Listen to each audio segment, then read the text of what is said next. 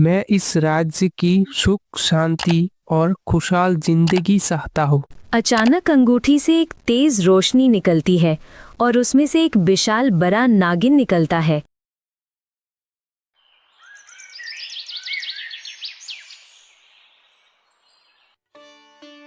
रात के तेज बारिश में एक लकड़हारा पेड़ के नीचे रो रहा था। हे भगवान, अब मैं क्या करूं?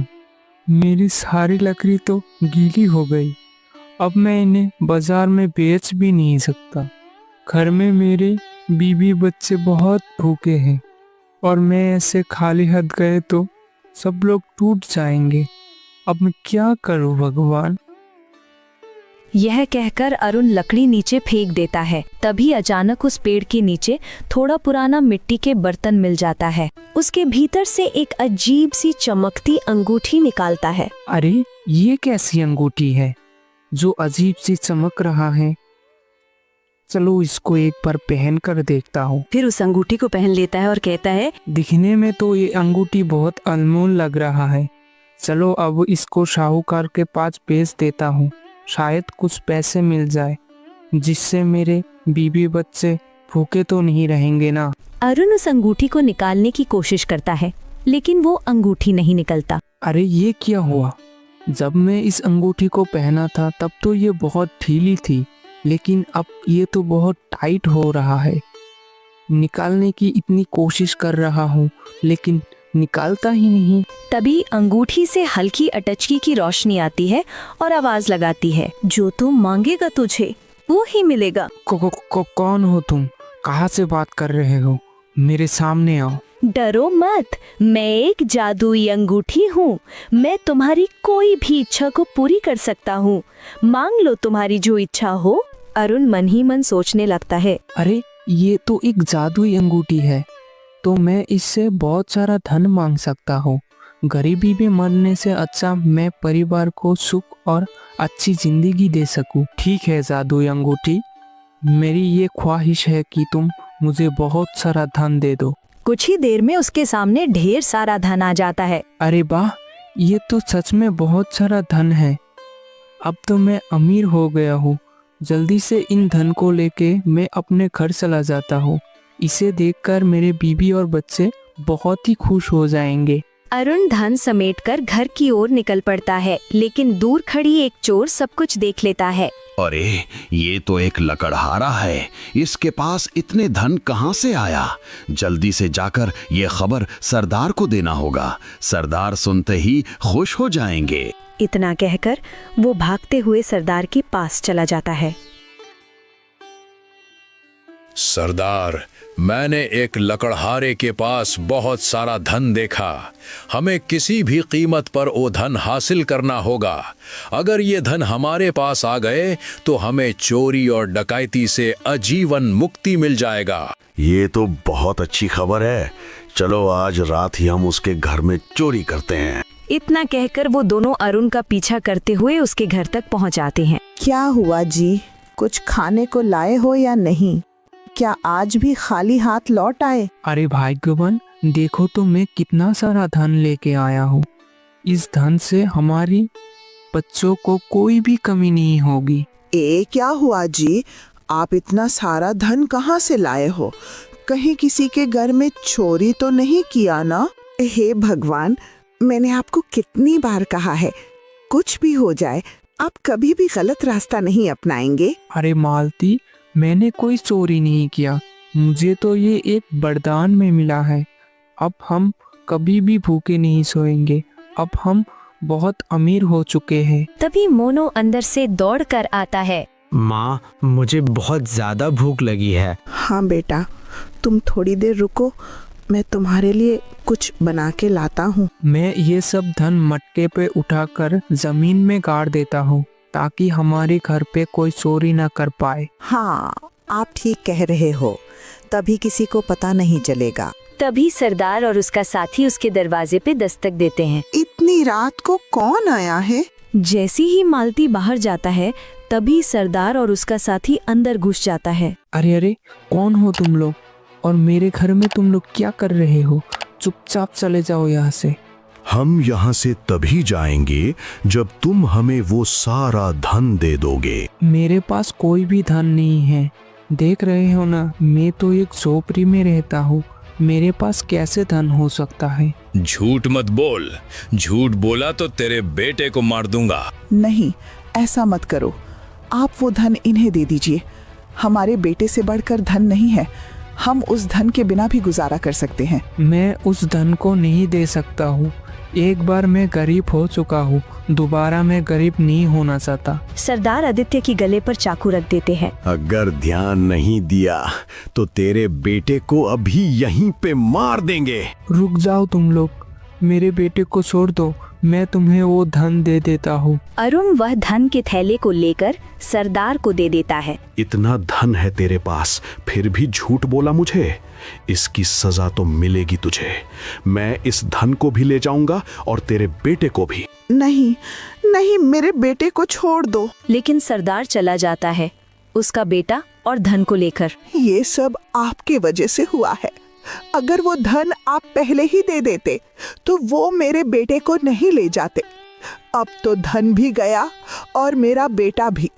मुझे मेरा बेटा वापस चाहिए। आप कुछ भी करिए, मुझे मेरा बेटा वापस लाके दीजिए। हे जादुई अंगूठी, ये तेरी कैसी लीला है? कुछ देर के लिए धन आया और चला भी गया और मेरे बेटे को भी ले गया। तुम क्यों रो रहे हो? अभी तुम्हारे पास 3 इच्छाएं बाकी हैं। बताओ तुम्हारी क्या इच्छा है? हे जादुई अंगूठी, तुम मेरे बेटे को मेरे पास लेके आओ, यही मेरी दूसरी ख्वाहिश है। सोच लो, तुम्हारे पास केवल 2 ही इच्छा बाकी है। ठीक है, पहले तुम मेरे बेटे को मेरे पास लेकर आओ। फिर तेज रोशनी उठता है और कुछ ही देर में उसका बेटा वहीं पर आ जाता है। आदित्य, मेरा बेटा, तुम ठीक तो हो ना? लेकिन आदित्य अचानक चक्कर खा के गिर जाता है। क्या हुआ बेटा? उठो उठो बेटा उठो। ऐसी कोई जादुई अंगूठी नहीं है, इसे अभी उतार कर फेंक दो। हमें कोई वरदान नहीं चाहिए। हम जैसे हैं वैसे ही खुश रह सकते हैं। ऐसा ना हो कि एक दिन हम अपने बेटे से ही हाथ धो बैठे। मालती, मैं इसे बहुत उतारने की कोशिश कर चुका हूँ, लेकिन ये उतारता ही नहीं। मैं क्या करूँ?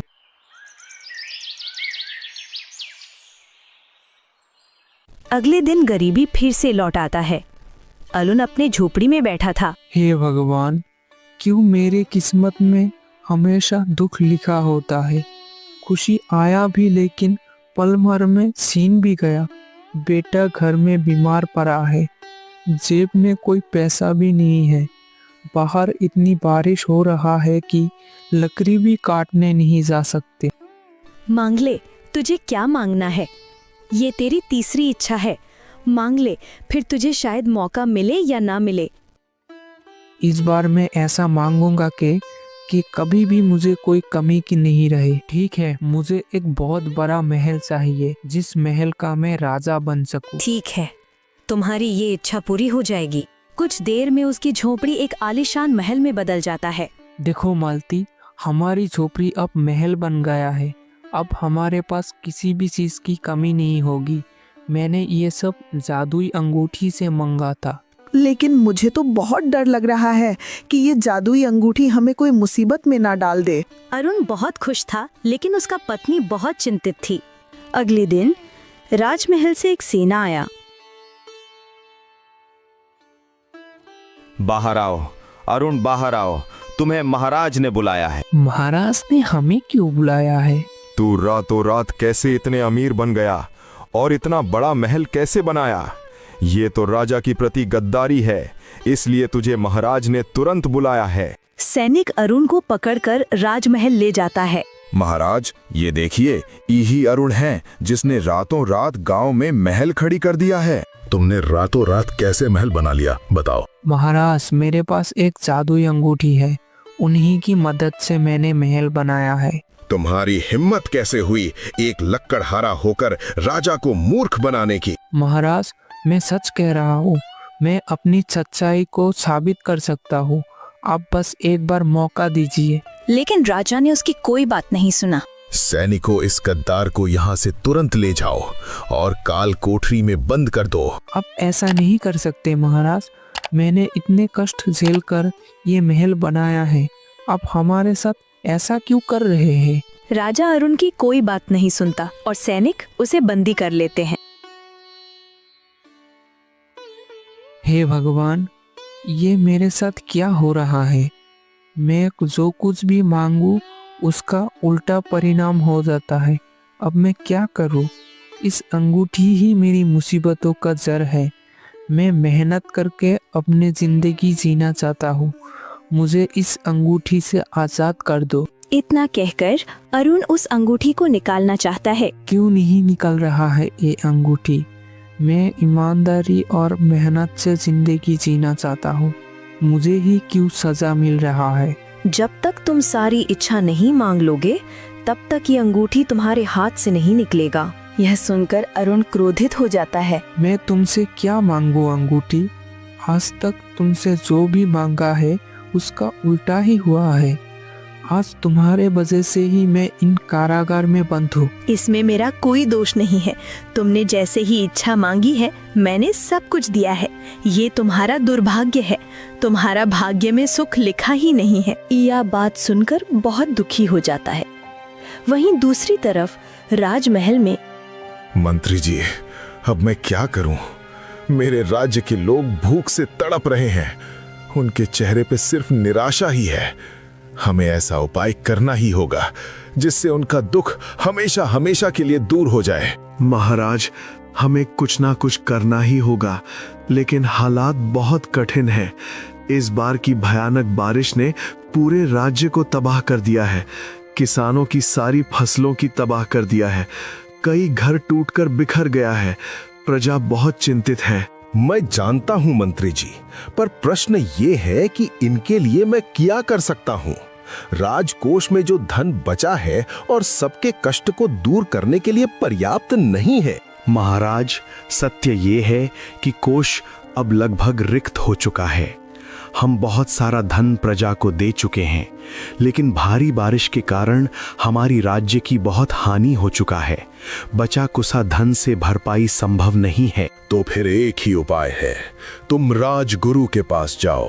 अब हमें उनके मार्गदर्शन की जरूरत है। राजगुरु, हमारी राज्य की संकट की कोई समाधान बताइए।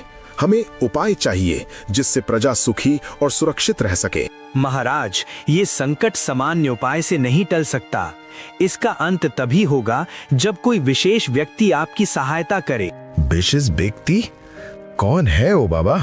इसी राज्य में है महाराज, परंतु वह अब कल कोठरी में बंद है। काल कोठरी में? पर वहां तो कई कैदी बंद हैं। आखिर आप किसकी बात कर रहे हैं? मैं उन सब की नहीं, मैं बस एक की बात कर रहा हूँ। वो कोई साधारण मनुष्य नहीं है महाराज। उसके पास अद्भुत शक्तियों की एक रहस्यमयी अंगूठी है। तो आप कह रहे हैं कि वो अकेला ही हमारे राज्य की रक्षा कर सकता है? निसंदेह महाराज, हमारी राज्य की रक्षा उसी के हाथों में है। उसे तुरंत यहाँ बुलाया जाए। सैनिकों, या अरुण को तुरंत मेरे सामने ले आओ। कुछ देर में अरुण को राजमहल के सामने लाया जाता है। महाराज, मुझे यहाँ क्यों लाया गया है? मैंने कोई गलती नहीं की, मुझे छोड़ दीजिए, मुझे जाने दीजिए। घबराओ मत अरुण, हमें तुम्हारी मदद चाहिए। मैं आपकी भला क्या मदद कर सकता हूँ महाराज? तुम्हें पता ही है, पूरा राज्य ही अब बहुत परेशानी में है। पानी ने सब कुछ डुबो दिया है, सबका घर डूब गया है। राजगुरु ने तुम्हारी नाम बताया है कि तुम ही इसे सही कर सकते हो। महाराज, मैं इसमें क्या मदद कर सकता हूँ? अरुण, तुम्हारे पास वो जादुई अंगूठी है, उसकी मदद से तुमने 3 वरदान मांगा, जिससे तुमने महल भी बनाया है। अब तुम इस अंगूठी से कहो कि हमारी महल खुशहाल और सुरक्षित हो जाए। महाराज, मेरी तो यही चिंता है। मैंने आज तक इस अंगूठी से जो भी मांगा है उसका उल्टा ही दिया है। कहीं ऐसा ना हो कुछ और मांग लूं और पूरा राज्य ही संकट में पड़ जाए। अरुण, हम सब की उम्मीदें अब तुम्हारी ऊपर है। तुम इस अंगूठी से कहकर तो देखो। ठीक है महाराज, मैं एक बार प्रयास करके देखता हूँ। हे जादुई अंगूठी, मुझे अब तुमसे एक आखिरी वरदान चाहिए। कहो अरुण। मुझसे तुम्हें क्या चाहिए? मैं इस राज्य की सुख शांति और खुशहाल जिंदगी चाहता हूँ। अचानक अंगूठी से एक तेज रोशनी निकलती है और उसमें से एक विशाल बड़ा नागिन निकलता है। अचानक ये क्या हो रहा है? अरुण, ये नागिन कहाँ से आ गया? डरिए मत महाराज, मैं कोई हानि नहीं पहुंचाऊंगी। मैं एक दिव्य नाग कन्या हूँ। सदियों पहले एक तपस्वी ने मुझे एक दिव्य दंड दिया था क्योंकि मैं बहुत अहंकारी नागिन था, इसलिए मुझे इस अंगूठी में कैद कर दिया था। इसका मतलब तुम ही वो शक्ति थी जिसने मेरी सारी इच्छा पूरी करी। हाँ अरुण, मैंने तपस्वी से अपनी भूल की क्षमा मांगी। तपस्वी को मुझ पर दया आ गई और उन्होंने अंगूठी से आजाद होने का उपाय बताया था। जब कोई ऐसा व्यक्ति जिसके भाग्य में सुख न हो, मैं उसकी 4 इच्छाएं पूरी करूंगी। जिसकी चौथी इच्छा अपने लिए नहीं दूसरों के लिए मांगेगा, तभी मैं आजाद हो सकता हूँ। इसका मतलब अरुण ने आपका श्राप तोड़ा और आपको आजाद कर दिया। हाँ अरुण, तुम्हें अपनी गांव को बचाने के लिए उस मटके को ढूंढना होगा जिससे तुमने मुझे उठाया था। उस मटके का मिट्टी को लेकर तुम पूरे गांव को बांट दो। जब लोग उस मिट्टी को खेत में डालेंगे तब सारी फसलें उगेगी और जो खेत पानी में डूब गया वो खेत हरे भरे हो जाएंगे। तुम्हारी बहुत बहुत धन्यवाद देवी, मैं ऐसा ही करूँगा। इतना कहकर नागिन तेज रोशनी में विलीन हो जाता है। अरुण उस घने जंगल की ओर चल पड़ता है। थोड़ी देर चलने के बाद अरुण पेड़ के पास पहुंच जाता है और मिट्टी के बर्तन को देखता है। ये रहे वो मटके, मुझे जल्दी से ये मटके लेकर गांव वालों के पास जाना चाहिए। अरुण जैसे ही बर्तन को सूंघता है तभी तेज रोशनी फैलता है और आवाज लगाता है, तुम मुझे ऐसे ही नहीं ले जा सकते हो। इसके लिए तुम्हें मेरा एक सवाल का उत्तर देना होगा। अरे ये तो एक जादुई मटका है, इसे अगर मुझे लेना है तो इसकी प्रश्न का उत्तर देना होगा। ठीक है, मैं तुम्हारी प्रश्न का उत्तर देने के लिए तैयार हूँ। बताओ, अगर किसी ने केवल अपने लिए लाभ कमाया और दूसरों के तकलीफ में कोई मदद नहीं की, तो बताओ उसका भविष्य कैसा होगा? जैसी करनी वैसी भरनी, मतलब जो जैसा करेगा उसके साथ वैसे ही होगा। सही उत्तर। तुम अब मटके को ले जा सकते हो। फिर अरुण मटके को हाथ में लेकर महल पहुंचता है। महाराज ये देखिए, मैं वो जादुई मटका ले आया हूँ। सच में? तुम तो वही जादुई मिट्टी ले आए हो। जाओ और तुरंत गांव में सबको दे दो ताकि सबकी खेत हरे भरे हों और गांव की हालत सुधर जाए। महाराज, मैं आज ही ये मिट्टी सारे गांव में बांट दूंगा।